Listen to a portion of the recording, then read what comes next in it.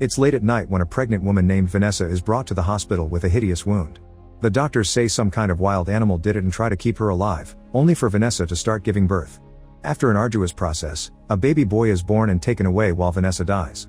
Many years later, a seductive woman brings a naive man to a giant fridge, only to surprise him with a hidden entrance to an exclusive nightclub. They join the dancing crowd, but soon the man realizes something is weird about this club. Suddenly a few drops of blood fall on his face, and when he looks up, he finds the sprinkler system pouring down blood all over the place because all of the club's patrons turn out to be vampires.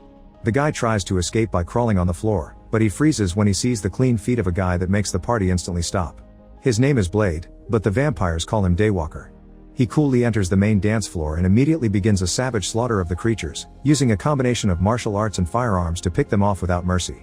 His weapons are custom made with silver on the bullets and the blades, which the vampires are weak to. After fighting his way through numerous creatures, Blade is surrounded by the club's guards led by Quinn. Another fierce battle begins, and this time Blade uses his sword and his blades to kill a bunch of vampires at the same time. Next he goes after Quinn, nailing him to the wall with stakes and setting him alight while sending his regards to Frost. At that moment sirens announce the arrival of the police, so Blade runs away, leaving a burnt Quinn and a very confused human as the only surviving inhabitants. Assuming he's dead, the police take Quinn's crisp remains to the hospital for examination. The doctor chosen for this is Karen, who immediately sees there's something weird about the blood exam and notices the overgrown fangs. During the examination, Quinn shockingly returns to life and feeds on both Karen and her co-worker. However, Blade enters the morgue, having already expected this. He attacks the revived vampire, but Quinn jumps out of the building, landing inside an ambulance before running away.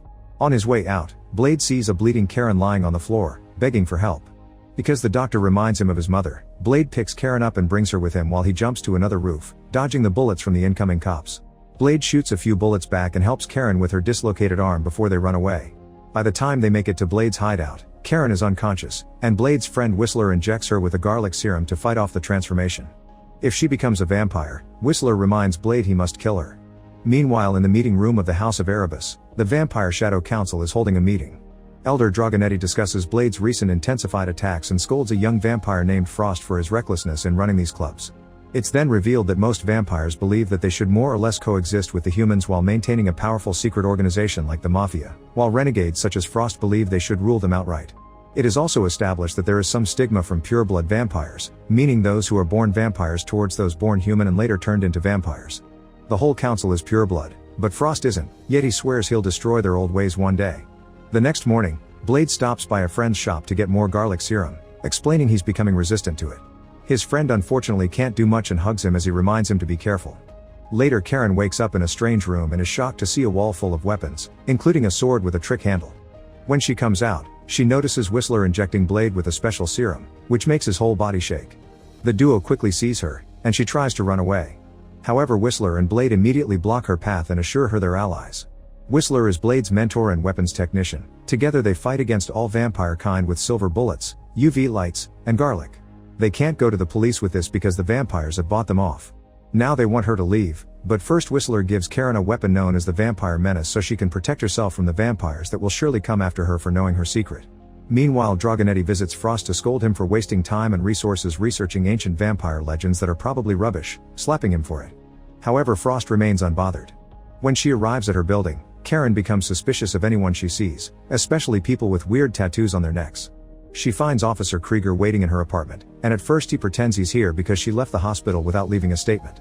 But suddenly he attacks her as he reveals he is a familiar, a human being who serves vampires and after years of service might get rewarded by being turned into a vampire. Blade suddenly shows up, knowing this would happen because he's been using Karen as bait. He beats the cop up and shows Karen the tattoo on the officer's neck before announcing they'll be using him to track down Frost. Then they check Krieger's car and find the truck full of blood bags, so Blade takes out his gun to demand an explanation. Karen stops him before starting chaos in the city, and Krieger gets to run away. Blade decides to wait in a car outside for Krieger to appear again, and Karen announces she's staying with him because she wants to find a cure. When night falls, Krieger comes to pick up his car, and Blade immediately begins chasing him through the city. Eventually they make it to a nightclub managed by vampires, and when they try to get inside, a guard intends to stop them, but Blade simply beats him up. Inside the club, Blade beats up more guards until Krieger tells him about a hidden entrance in the fridge that takes him to a secret archive. After sending Krieger away with a message for Frost, Blade and Karen check the place and come across a disgusting vampire known as Pearl, who is in charge of the vampire's files and systems. Meanwhile, Frost manages to finish the translation of the ancient texts. Krieger arrives to warn him about Blade, but Frost kills him and shares him with his girlfriend. Then he orders Quinn to capture Blade alive. Back to Pearl. At first he doesn't want to cooperate, but then Karen begins burning him with a UV light and Pearl quickly begins spilling everything. Frost is planning to summon a blood god named La Magra. Blade steals a hard drive with the information, and Karen finishes killing Pearl with the light. Then Blade uses a special explosive spray to blow up a door, behind which they find the ancient vampire Bible. Suddenly Blade hears a noise and finds a scared little girl, but when he tries to help her, she reveals herself to be a vampire and attacks him. Quinn arrives with more guards and another fight starts, during which Blade gets tied to a column, and Quinn takes the chance to stab him in revenge. One of the vampires grabs Blade's sword, only to lose his hand to the trap in the handle. At that moment Blade reveals he's been wearing an earpiece in case he needed help, and the wall nearby explodes, revealing Whistler. After exchanging a few more shots and punchings, Blade, Whistler, and Karen run down a tunnel right before a bomb Whistler left behind explodes. The tunnel takes them to the subway rails, and while the train passes by, Quinn jumps on Blade to start another fight. While Whistler escapes through a sewer hole, Blade pushes Quinn against the train to make him lose half his face and a hand. Karen hands him his sword back, but this only scares Quinn away. There are more vampires coming, so Blade grabs Karen and they escape by jumping on the train. Inside, Blade injects himself with a blood serum, and Karen begins suspecting he's a vampire. When they make it to the hideout, Whistler explains to Karen that Blade's mother had been bitten while she was pregnant and died after childbirth.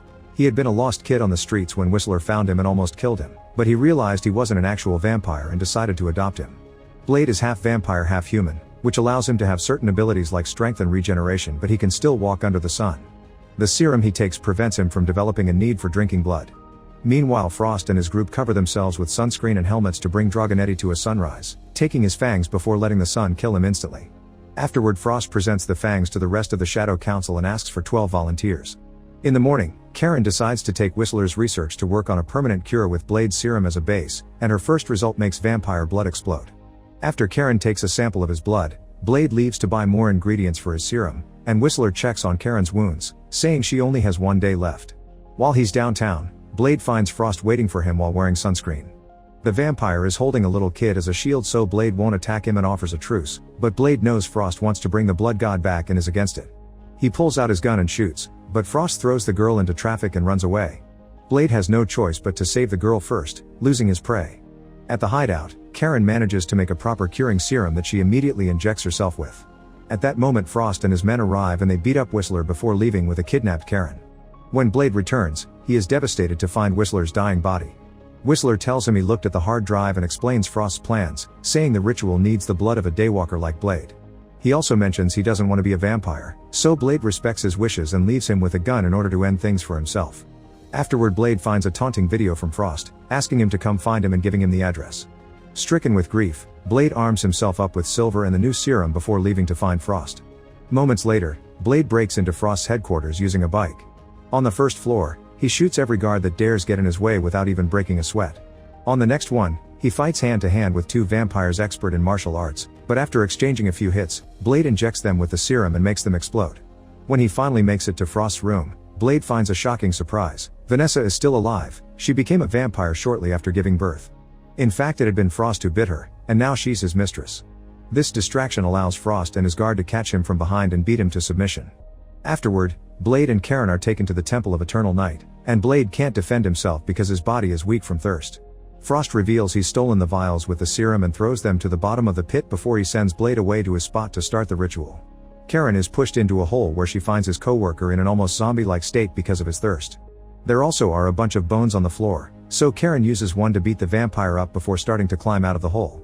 Meanwhile, Blade is tied to a special contraption for the ritual, and Vanessa gets inappropriately close to him, saying that he needs to accept she isn't the mother he remembers.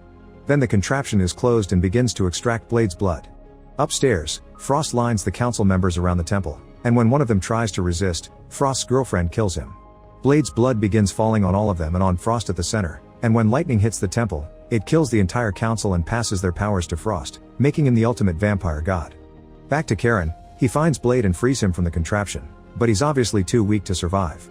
Karen removes her bandage and convinces him to drink her blood, which instantly heals him and leaves him in a berserk state.